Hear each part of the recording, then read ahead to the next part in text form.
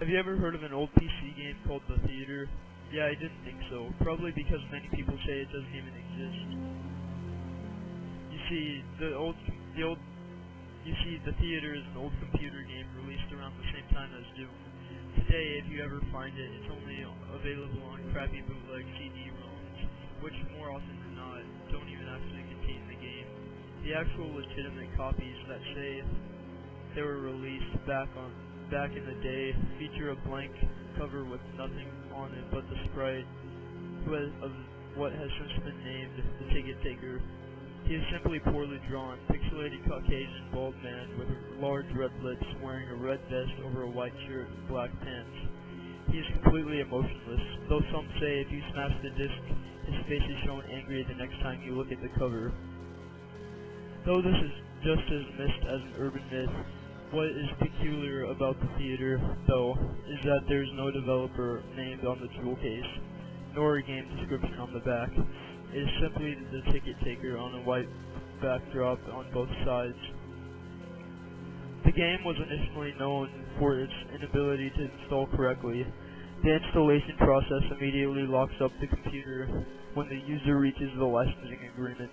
Also, strange about the licensing agreement for the theater is that whenever the development studio is supposed to be named, the text is simply on a black line.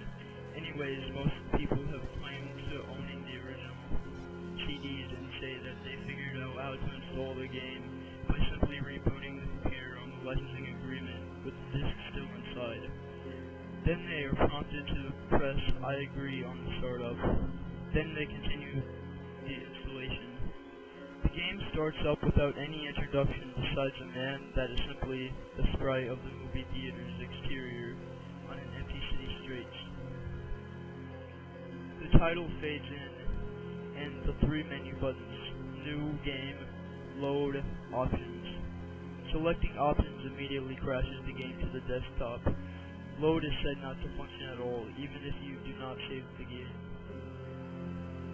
Nothing happens if you press it, thus New Game is the only working option.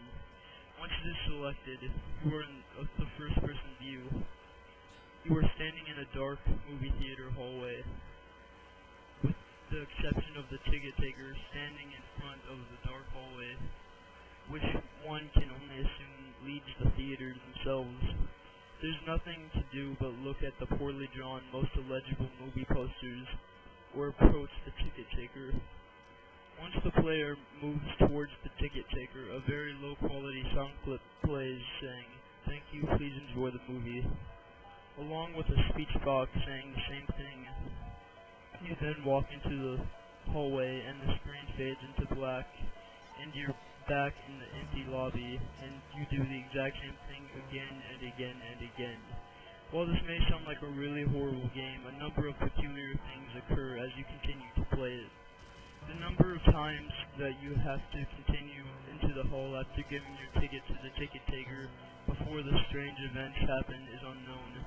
Most state is completely random. It could take anywhere from the first playthrough to the 400th. What happens, though, has deeply disturbed some players. The first occurrence is when the player fades back into after the hallway.